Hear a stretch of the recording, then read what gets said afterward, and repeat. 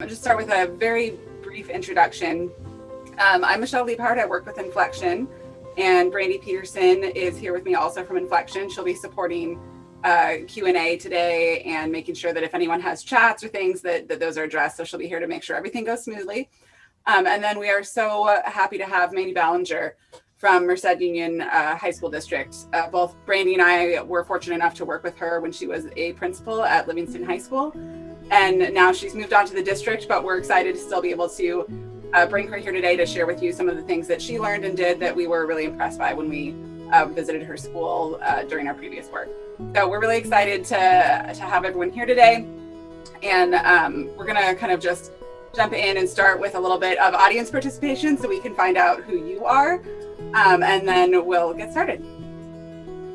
So Brandy shared in the chat that we'll be using a tool called Poll Everywhere today. And this is something that lets us kind of ask you questions and you can share your responses either through a web interface or via text message. So if you're more comfortable on your phone, you can just text Inflection to 22333, or you can go to the URL that's listed here, pollev.com/inflection. And that will let you kind of engage with the questions that we're going to be asking. So our first question for everyone is really what best describes your role, either at a school, district, you know, a little bit of who you are. And I'll give you a moment to just get connected to Poll Everywhere and share that out.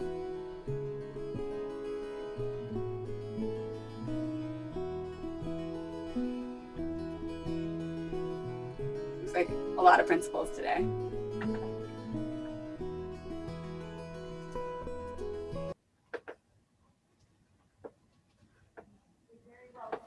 Some assistant principals.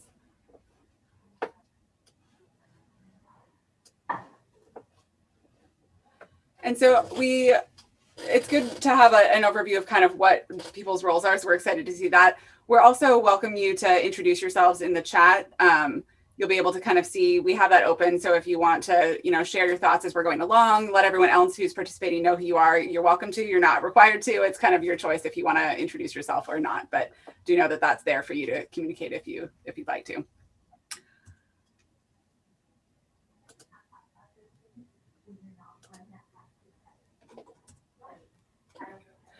So kind of our next question for you, we really want to know why you're here. So what motivated you to join us for today's webinar? And once again, with the Poll Everywhere, the same link, you can just text in your response. You can type as much information as you want or as little. It can be one word or a sentence. It's really up to you what makes sense to you for what motivated you to join us today.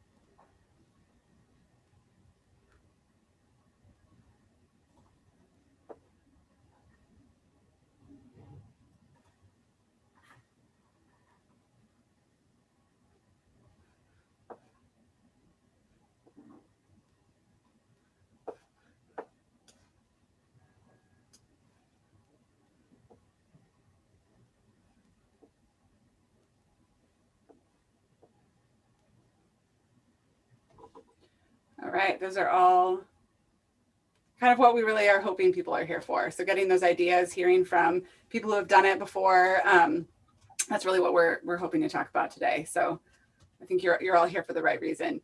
So we're going to jump into asking, I'm going to ask Mandy some questions and she's going to be responding to that. We also, I think, as I mentioned, have the Q&A open. So Brandy will be paying attention to that. If you have any additional questions or follow-up questions, you can put those in at any time. And if they're kind of relevant to the question we're talking about, Brandy might pipe in and share it then, or we might hold those to the end. We will have a dedicated kind of question and response period. But we'll be getting to those questions at some point throughout the course of today. And we will have additional kind of audience questions later. So, you know, keep your phones handy or keep that URL up for future use. I'm sorry, my computer is being a tiny bit delayed switching slides right now. So It'll take just a moment to catch up. Okay, so I'll let Mandy go ahead and introduce yourself and kind of talk about your experience at Livingston, and then we'll move into the question section. Good morning, everyone. Thank you for attending today. Like Michelle said, I'm Mandy Ballinger, and I am the Director of Human Resources at Merced Union High School District. I started off my career in Merced Union High School District as a teacher for 13 years, and I taught English, and I was a yearbook advisor. I coached, advised clubs, all that good stuff. And then I moved into administration.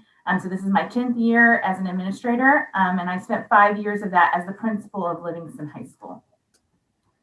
I want to note, though, that Merced Union High School District is where I've been my whole career. So maybe in some the things that I talk about, I did have an advantage of having a little bit of institutional knowledge that had I changed districts, I would not have had.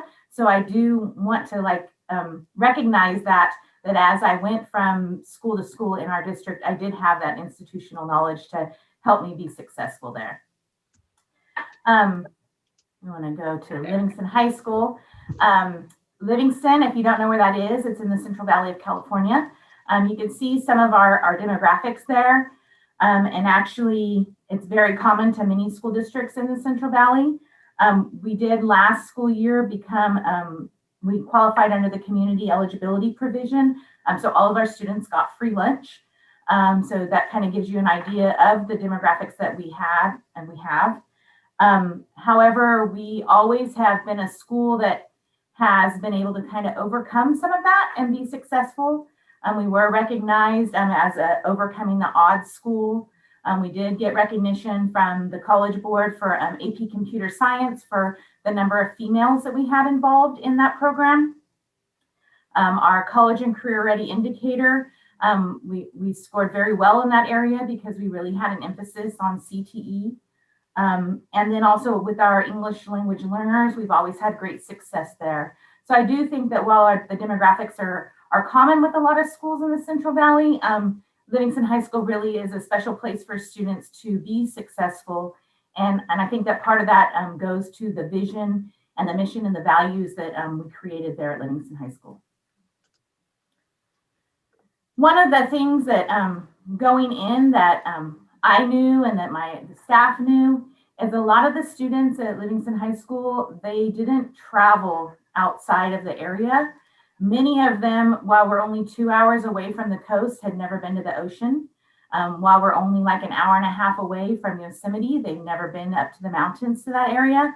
Many of them really had only been in Livingston. Some had traveled maybe to India or to Mexico to visit family members, but outside of that, their experiences were very limited. So as we started working, when I became principal there, I really wanted us to create a vision that allows students to connect to school and to us to provide a positive environment for them there and the support for them at school. But we also wanted them to be successful when they left Livingston High School. So from day one, when I became principal there, we started talking Love Purple, Live Gold. And that kind of became part of our vision for our students. And it had a little bit of flexibility with it, but it really, that became our identity. All students knew Love Purple, Live Gold. All parents knew Love Purple, Live Gold. All teachers knew, mostly because I said it a million times. So, I mean, it was kind of that consistent reinforcement of that's who we are that kind of got the buy-in that went with that. How that path happened, like I said, when I came in, the Love Purple, Live Gold came with me. I have to say that I did steal that from LSU because I am an LSU football fan. And many years ago, I wrote that down so that someday if I were principal at Livingston High School, that would be what I would use. So I can't take full credit for that, but I did bring it to Livingston High School. And that's kind of where we started. And I know that normally when a new principal comes in, I mean, from my experience as a teacher and then also my experience as an administrator, the staff is anxious and they're curious about who is this principal and what do they believe in.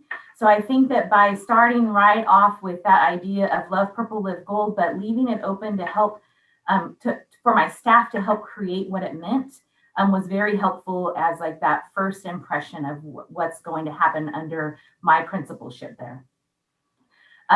The mission at Livingston High School for many years had been around the idea of creating college and career ready graduates. Even before we had the whole college and career indicator, that really had been in place for a while. So we just kind of took that and adapted that to become our mission to tie in with the Love Purple Live Gold. And then we worked with staff to create core values and then something we call Live Gold traits. So all of those were part of this. They started off on this path of leading to the success that we had there. And then I started as principal there in 2015, and we started doing that work. And then Inflection came in and started working with us in 2018. And the work, luckily, it was a happy accident. The work we had been doing fit right in with the MTSS work and with creating our maxims for Livingston High School. So, I mean, it'd be nice to say that it was crafted that way, but I do think it was a happy accident. So that's a little bit about me and Livingston High School. So we'll go ahead and get into some of the questions. So I think our first question, you covered a little bit of this with just the time frame of the vision, but really, can you tell us a little bit more about how the vision evolved as you rolled it out, what changed about it, and what that experience of letting it grow was like? Yes. So Love Purple Live Gold was our vision, which is kind of that's not like a normal way that you see a vision written, but we created a common understanding of what that meant that allowed different teachers, different areas, different students to connect with that vision. And the Love Purple was always about that connection to the school and being involved in school. And then that Live Gold was always about being the good person and having a plan for your future. So while that's not like a typical kind of vision, that is what it was for us. And I think that the evolution of it really was about us being consistent and always speaking that language. The idea that kids knew that's what we were about, that was our identity, and that the teachers were talking it, admin was talking it. When we had parent and community meetings, we talked about Love Purple Live Gold. It was almost like it was ad nauseum, like everybody was kind of sick of it, but then that made everybody understand it. I would say that kind of one of the things that happened along the way is we had a year that we were changing schedules, and we had this 15-minute block of time in our schedule that allowed for some school-wide lessons. So my admin team, we each took that on as an opportunity to start teaching people about the 4 C's. So the 4 C's really started to connect into Love Purple Live Gold late 2016, early 2017, and we had this opportunity that we created lessons that then teachers delivered school-wide, but they were pretty canned, like you kind of just hit through the slide. And so we were educating not only our students, but our teachers about our expectations of the 4 C's. And I don't know, I think that that's more in hindsight, that I think about that as a time that was, we went slow so that we could go fast later, that was that opportunity. And so we took the time to make sure that what we wanted out of the 4 C's is what was being presented there. And then that really like propelled us that next year, that when we talked about that our instructional focus was going to be centered around creativity, communication, critical thinking, and which one? Collaboration. Creativity, critical thinking. Did I say creativity? I think collaboration. Did you say that? Collaboration was the one I missed. I couldn't remember which one I missed. That really everybody who was there had that same expectation of what that was. And so I think that as part of the evolution, that was an important piece for us there. And then it just helped us really emphasize the Love Purple Live Gold and start tying those 4 C's to that. Yeah, I love that you were able to break down all the pieces of what mattered and then give people that time to really create that shared understanding, because I think that it's so easy for people to use what they already think to the table and not go deeper. And like you said, taking that time to just go slow and make sure everyone's understanding was the same. So helpful for students when they're interacting with those concepts. So it's really great. And I really think that like the teachers appreciated somebody else created that lesson for them. So it was something they didn't really have to stress about at that time, which then allowed them to kind of build their capacity in what the 4Cs could be in their own classroom. Yeah. So our second question, I think you touched on a little bit of this, but I'd love to hear more about the planning. What routines did you use to reinforce your vision for readiness? And we did have some routines, many routines that we used from year to year as part of that idea of consistency. So one of those things that we did was we had an instructional planning day every year. So each year we had an instructional leadership team. And I will say that as part of the like evolution also in this process as a routine, my first year as principal, I was out begging people to be on this instructional leadership team.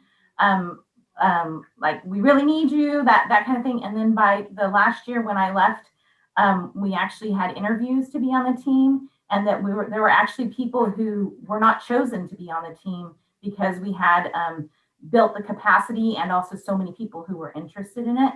So that instructional leadership team was kind of one of those routines. But each year in the spring, we would do, we called it Instructional Leadership Planning Day. We would take a whole day. The admin team devoted that day along with that instructional leadership team.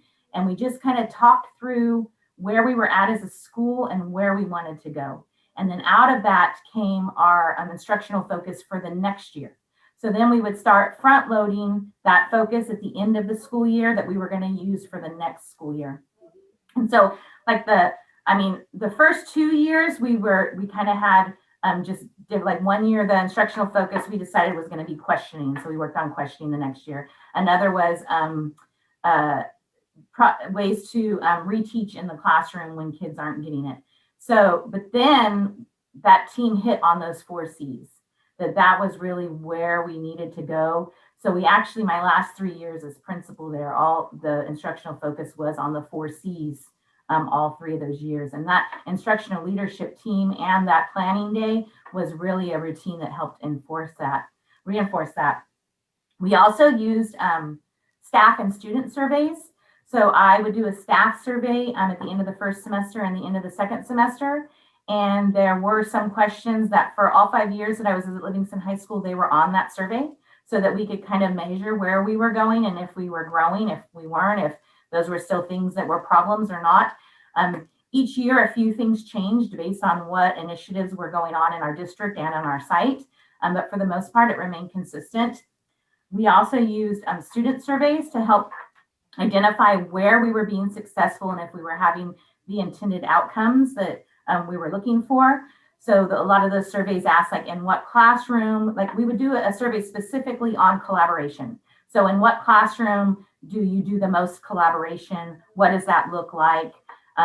We would also use those surveys for students to nominate staff members who were really doing a great job teaching them about one of the 4Cs.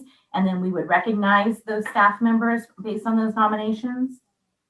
And then we kind of moved into where we were ready to start focusing on looking at those 4Cs during walkthroughs. So in our district and at our site, walkthroughs are a common occurrence, or they were before COVID. So administrators would visit classrooms. And so we started focusing on the 4Cs. And that kind of evolved also. I mean, at first we were just identifying, were we seeing one of the 4Cs in the class or how many of them? Then it got to where like, okay, now we're looking for the 4Cs. And then we even drilled down to where, okay, this week we'd like to see, or this month we'd like to see what you're doing in the classroom to address communication. And then maybe the next month would be collaboration. So we would kind of switch that off. But the important piece was that each time we were gathering data on a Google form, and then we would share that back out so the staff knew what was going on school-wide too. I think that a lot of times as teachers, we know what's going on in our room, but we don't know what's going on in the room next to us. And when you're talking about a school-wide vision for readiness and a school-wide instructional focus, we really need to educate everybody about what's going on in all of our classrooms. So I think that that's an important piece that we were able to get to eventually there. And then kind of like other routines where we would ask staff to nominate a student for one of the 4Cs. So we even kind of narrowed it down at one point where we would do like, okay, staff, this week we want a 9th grader who did a great job on collaboration. And then maybe next week it'd be a 10th grader who did a great job with creativity. And so we were recognizing students also. And I think that kind of goes back to like the Love Purple Live Gold. People were hearing those 4 C's all the time in different avenues. Kids were hearing it when their teachers were talking in class about it and teaching them about it. They were nominating teachers who were doing it well. They were getting recognized for doing it well. So it was just kind of that where we were always talking that same language, and that helped also speed up the process. I love how so many of these things you've talked about are just really positive reinforcement, that it's not something where, walkthroughs were, oh, I'm going to get in trouble if I didn't do this, or Mandy's going to be mad at me. But it's this idea that they're going to see how other people are doing it, that they're getting these opportunities to recognize students, recognize teachers. Like that's all really just a great way to build that camaraderie element of it and have it be not something that's negative. So I love the positivity that's in these routines you've described. And that's just kind of one of my personal things is I think that like the next big jump that we're going to see in the classroom is when teachers are comfortable observing each other. And I know that's a really hard thing for teachers to be observed by a colleague and then also to say, hey, I want to observe this colleague. So we were really trying to build that positive culture so that it wasn't seen as oh my gosh, someone's coming to watch me today. And so I just personally think that that's where we're going to see our next big growth in education is when we can open it up and be willing to do that. Something that a routine that we did have also kind of in the measurement side of it is we did do sophomore exit interviews and senior exit interviews with our students every year. So the seniors would be interviewed by members of the community. That they would have the interview, and then as the whole vision evolved, they had to address what they learned about the 4 C's and how they would apply those in their future career when they were having this interview. And then what we did was we took the top rated interviewers, the seniors, and we allowed them to interview the sophomores. So we set up the same kind of process, but it was seniors interviewing the sophomores. So I think that was a routine also that really had an impact on students, because when they were a sophomore, they knew at the end of that school year, they had that interview. And then all the grade levels knew that this was, I could use this in my senior exit interview, and that someday was going to have to get to that exit interview. So we actually have another audience participation moment now.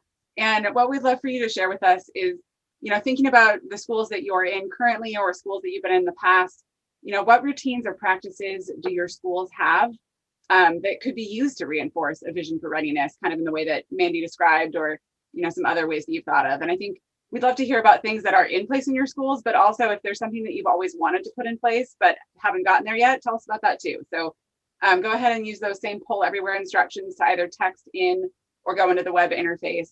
And they should start popping up here on the slide as it processes.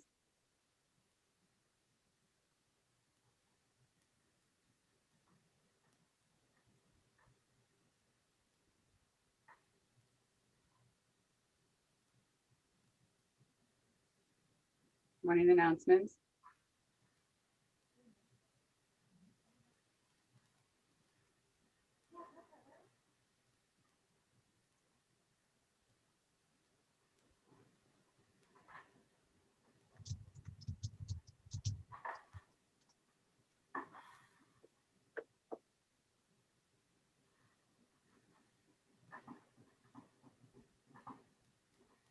Assembly.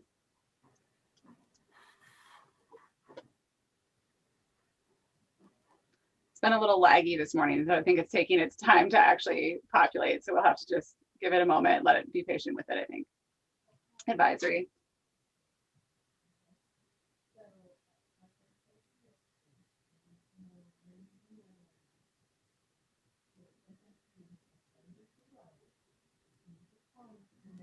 Just as a side note, I think that all 3 of those are that opportunity for an admin team to model what you want your focus to be, kind of like we did in that 15-minute time frame that we had there.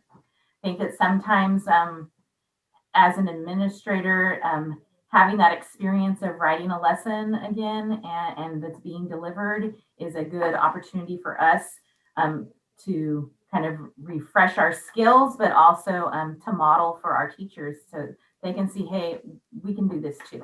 So I think that that adds to your credibility. I know we've heard from a lot of schools in the past too, with things like assemblies or morning announcements too, like those can be really great opportunities to enlist your students to help reinforce the vision, because they're so good at it. They're just inherently amazing at messaging and branding and marketing, and they have these skills that if you can convince them to bring it to the table, they're so amazing. Okay, so I think there's another one, professional orientation. Brandy, were you able to see, are there others that haven't populated yet that are in the, or should I skip to the next slide? Nope, I think we've got all of them up that are on it right now. All right, we'll see if it will let me progress to the next slide.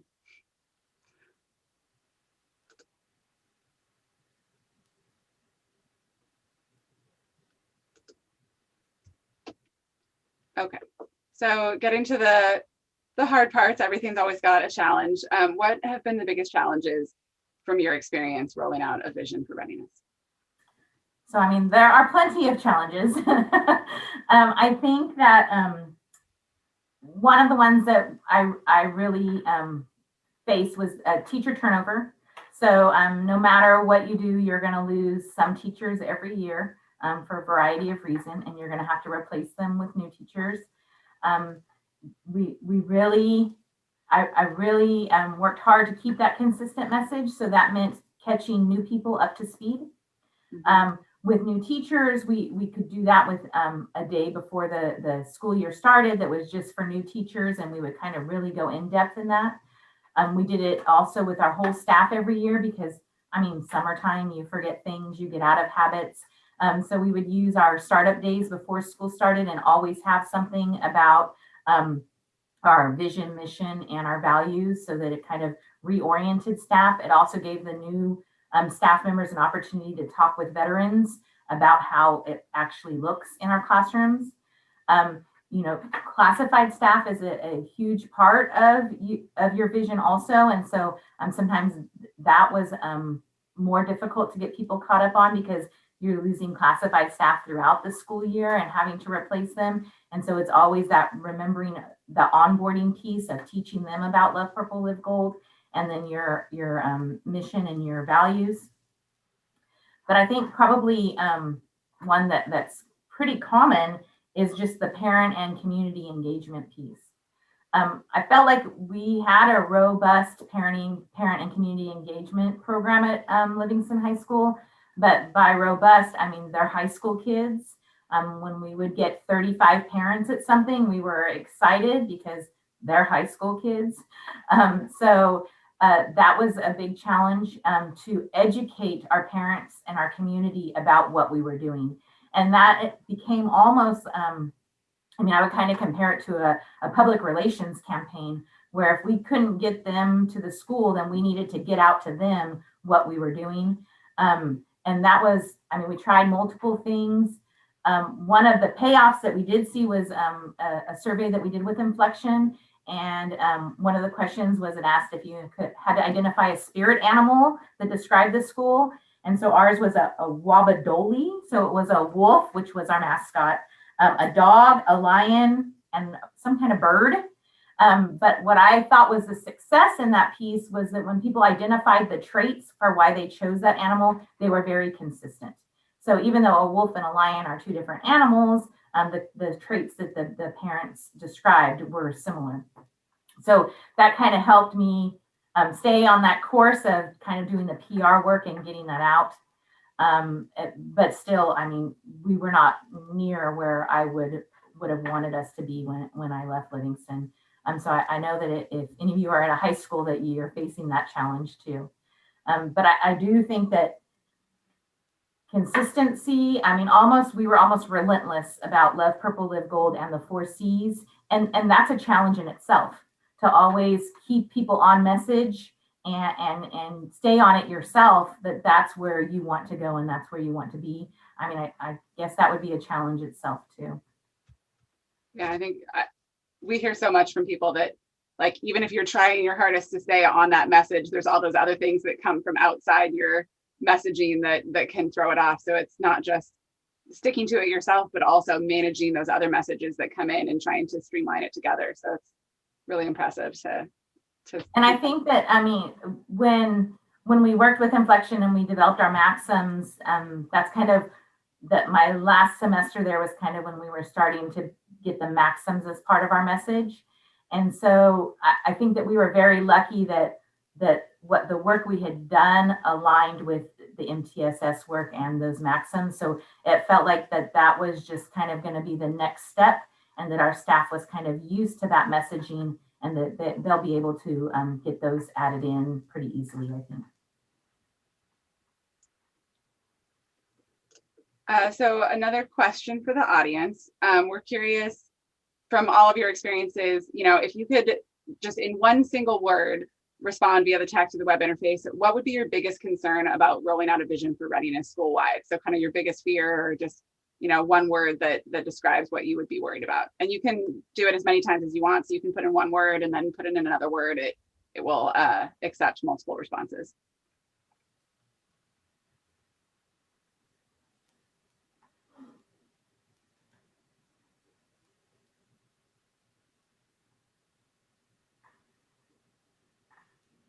Yeah, buy-in is always the first one that comes to my mind too.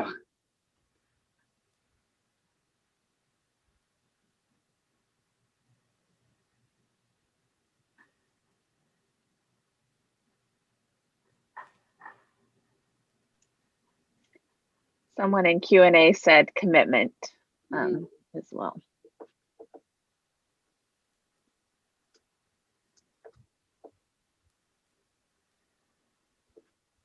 Yeah, I think fear, that one really gets to me too. I think it explains so many of those other ones too, of the buy-in or the old school thinking or resistance. It's just, it's almost emotional. It's not a conceptual resistance. It's an emotional resistance.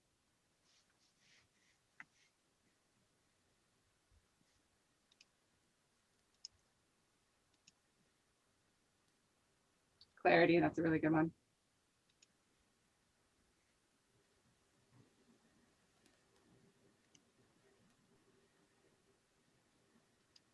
Yeah, I feel like all of those words are, I mean, that's what we've seen on the ground. I think that's what everyone's experienced. It really is, the struggle is very real. Those are things that have to be sorted through. So hear all those concerns for sure.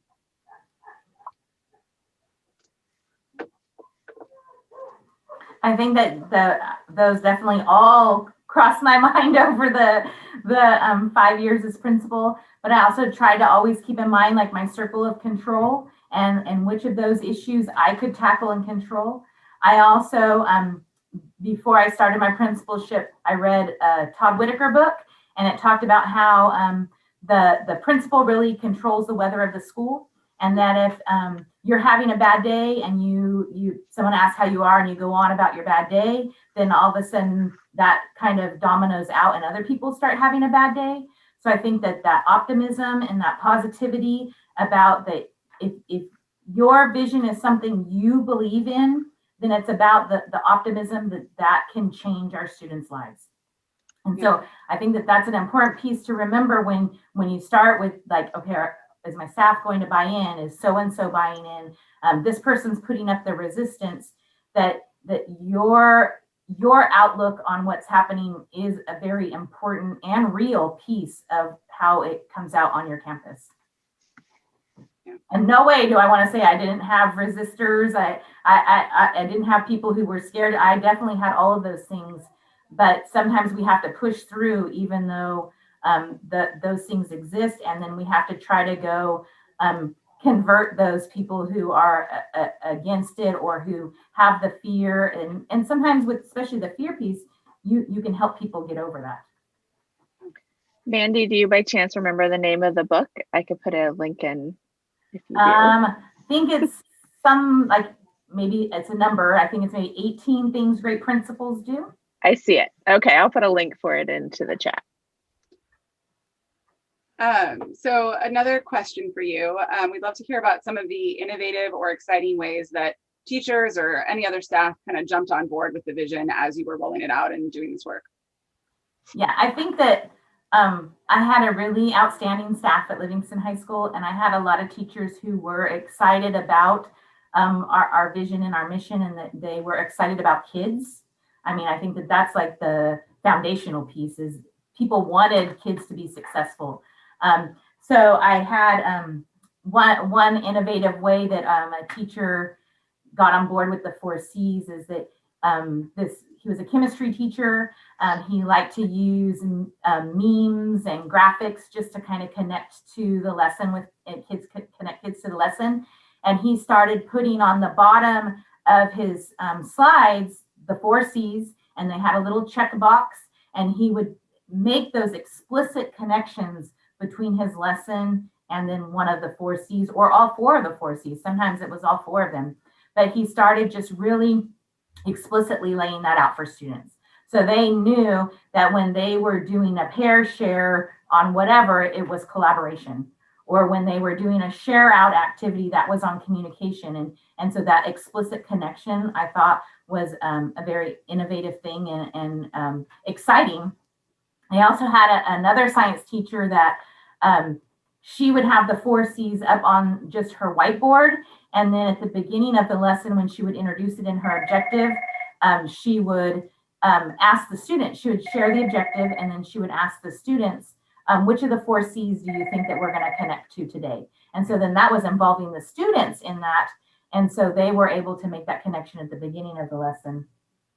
I also, without us asking, after we did that year of the 4Cs lessons that the admin created, and then the next year when that was, we really dug into that being our instructional focus, teachers had them on the board. I mean, teachers had them up in their classrooms. They made posters. I would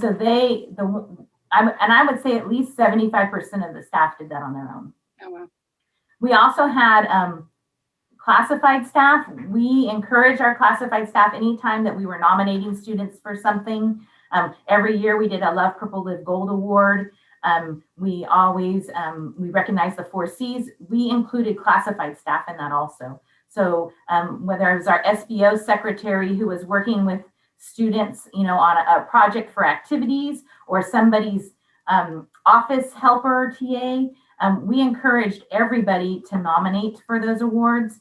And our classified staff, they were always well represented in those nominations. So I just think that I had a very exceptional staff who really wanted to see the best for students, and they saw this as a way to get there. It's really great.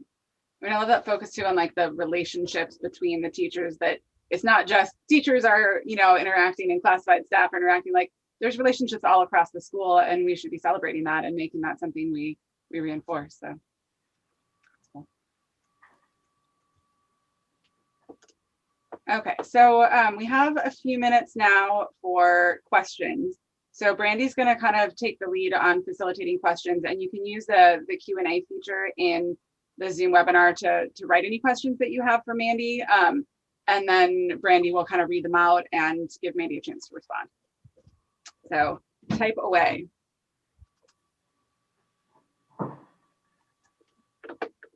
Sorry, I won't touch my mouse. It's very fidgety, so every time I touch it, it just changes slides.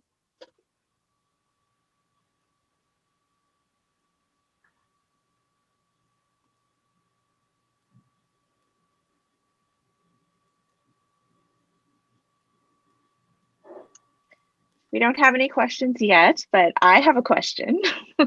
So Mandy, do you have any stories or examples of just how students really kind of internalized Live Purple? Sorry, I messed it up already. Love Purple, Live Gold. Love Purple, Live Gold, or the 4Cs, and we're able to kind of, either apply that to life outside of school, or to kind of see connections in their future, or just some heartwarming student stories you can share with us on a Tuesday morning. Well, this is kind of a funny one, but I felt like one day, like I knew we were there on the Love Purple Live Gold when after school, was doing supervision out along the kind of Main Street area, and a student drove by and yelled out his window, "Love purple, live gold." And I was like, yes, we're there. They understand. Or at least we had beat it in their heads enough that they knew it was love purple, live gold. So I think that that was just kind of a funny one. But we, like as part of our athletic league, the league we were in, we did a scholar athlete award for each school in the league. And then we had a luncheon at the end of the school year. And then we got to talk about that student athlete. And then the student athlete also got to talk. And in year 4 of all of this, our student athlete, she talked about Love Purple, Live Gold in her speech. So, and that she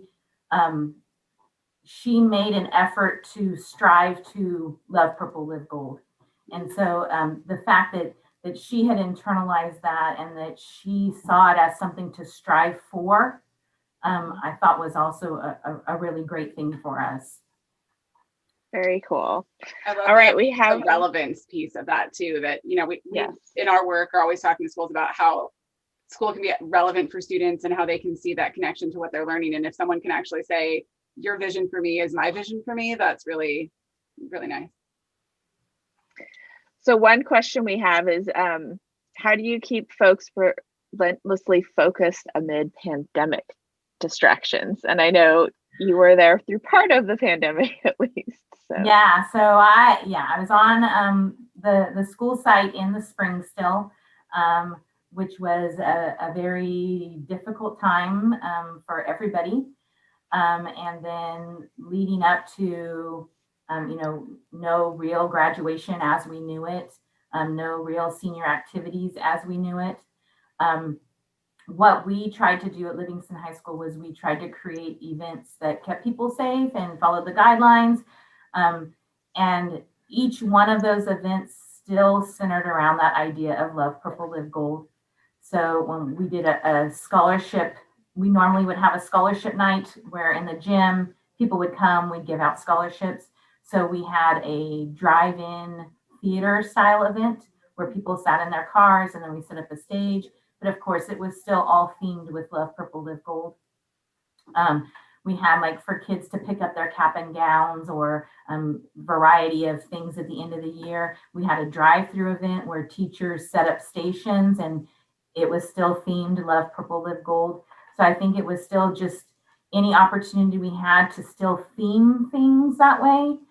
We took advantage of that opportunity. I know that, and I have not been on site in this fall, and so I am sure that there are many challenges to that where we're at, but I know that it's still an opportunity to theme different events that you do get to have, whether they're virtually or whether they're drive-through. However you have those, if you're just consistent and relentless about that message, you can use it as your theme for those.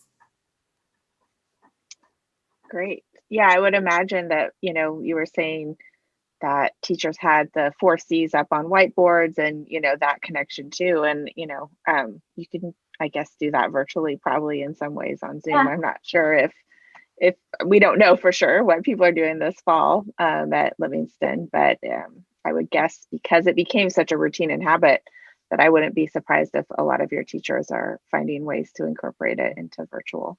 And even in a Zoom lesson when we were completely distance learning, or now that we're in a hybrid environment, I mean, your objective can still address the 4 C's, your activities, right. You can still explicitly, you're putting kids in breakout rooms. You can talk about communication and collaboration and, or, give them a task that relates to creativity, even when they're in a breakout room together. I mean, so I think that work still has the capacity to move on as our education changes. Right. So one of the other. Oh, go ahead. Go ahead, Michelle. No, I didn't know if you saw the question that was in the chat. So I think that's what you were going to say. Yes. Yeah, I was going to say. So another question that came through chat is, do you have any examples of teachers who actually started out resistant and then came around to the 4 C's and to love purple, live gold? I think that with that piece, I took the wins where I could get them. So if, of course there were resistant teachers, but when if I did a walkthrough, they had an objective that addressed a 4C, like, yeah, maybe we were already on the point where you're supposed to have an activity in class, but I took the wins where I could get them. And so I think that sometimes I try to keep the expectations high, like this is still what I'm expecting, but I also want to reinforce that, hey, I noticed today that you did mention communication in your objective while I was in your room. So I think that they were not always the wins that I wanted, but I took them where I got them. Yeah. Back to that positivity. That, yes, positive reinforcement. Yeah. Great. So well, we do have, oh, sorry, Brandy, did you have another question? I was just gonna say, no, I don't have any other questions at the moment. So Mandy, you did an excellent job answering all the anticipated questions, apparently. Yes. I do have one final question. And we would just love it if you could tell us about something that you started doing differently because of the pandemic, but that you're going to continue doing, or maybe even are excited to continue doing once the pandemic is over. So I will say that moving from a site to the district office in the middle of a pandemic was quite challenging. And there are many things that in the pandemic, I hope that I don't have to continue doing.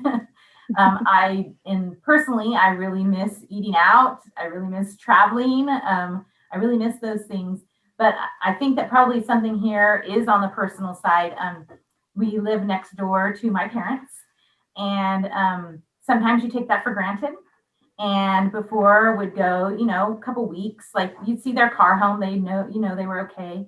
But then when the pandemic hit, of course, they're older. And so I was concerned. So I would do drop-ins on them almost daily.